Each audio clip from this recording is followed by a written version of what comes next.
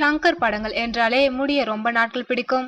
எனவே மீண்டும் அவர் படத்தில் நடிக்கும் முன்பு யோசிக்குமாறு நண்பர்கள் கூறினார்கள் என்று எமி ஜாக்சன் தெரிவித்துள்ளார். ஷங்கர் இயக்கத்தில் ஐ படத்தில் விக்ரம் ஜோடியாக நடித்தவர் எமி ஜாக்சன். அந்த படத்திற்காக 200 நாட்கள் அவர் கால்ஷீட் கொடுத்திருந்தார். ஷங்கர் அடுத்து ரஜினியை வைத்து எந்திரன் படத்தின் 2ஆம் பாகமான 2.0 என்ற படத்தை இயக்குகின்றார். இந்த படத்தில் ரஜினிக்கு ஜோடியாக நடிப்பவர் எமி ஜாக்சன். இந்த படத்தில் நடிப்பது குறித்து அவர் கூறுகையில், ஐ படத்திற்காக 2 ஆண்டுகள் ஒதுக்கியிருந்தேன்.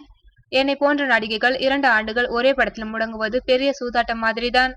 ஆனால் அந்த படத்தின் வெற்றி என்னை பெரிய ரேஞ்சுக்கு கொண்டு வந்தது. தற்போது மீண்டும் ஷங்கர் படத்தில் நடிக்க ஒப்புக்கொள்ள முடிவு செய்த போது என் நலம் விரும்பிகள் எதற்கும் ஒரு முறை யோசிக்குமாறு கேட்டார்கள். ஆனால் ரஜினி ஷங்கர் கூட்டணியில் உருவாகும் இந்த படத்தில் ஒரு அங்கமாக இருப்பதை நான் பெருமையாக நினைக்கின்றேன்.